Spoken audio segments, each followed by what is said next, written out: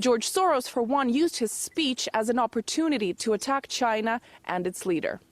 This makes Xi Jinping the most dangerous opponent of those who believe in the concept of open society. I've been concentrating on China, but open societies have many more enemies, Putin's Russia foremost among them. And the most dangerous scenario is when these enemies conspire with and learn from each other on how to better oppress their people. Last year, I still believed that China ought to be more deeply embedded in the institutions of global governance. But since then, Xi Jinping's behavior has changed my opinion.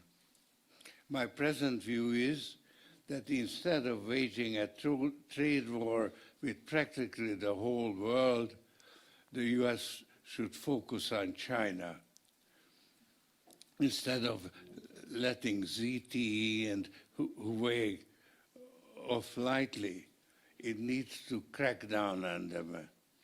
If these companies came to dominate the 5G market, they would present an unacceptable security risk for the rest of the world.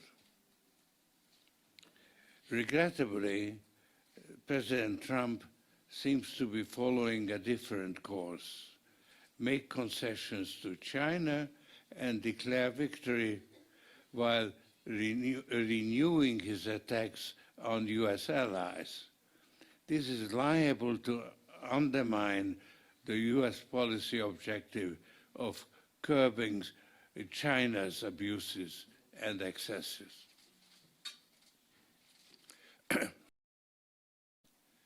China is not the only authoritarian regime in the world, but it's the wealthiest, strongest, and technologically most advanced. This makes Xi Jinping the most dangerous opponent of open societies.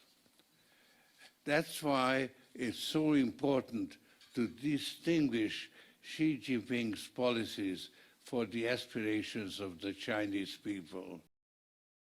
Xi is the most dangerous enemy of open society. We must pin our hopes on the Chinese people, and especially on the business community and the political elite willing to uphold the Confucian tradition. This means that those of us who believe in the open society should not remain passive. The reality is that we are in a Cold War that threatens to turn into a hot one. On the other hand, if Xi and Trump were no longer in power, an opportunity would present itself to develop greater cooperation between the two cyber superpowers. It's possible to dream of something similar to the United Nations Treaty that arose out of the Second World War. This would be the appropriate ending to the current cycle of conflict between the US and China. It would re-establish international cooperation and allow open societies to flourish. That sums up my message. Thank you.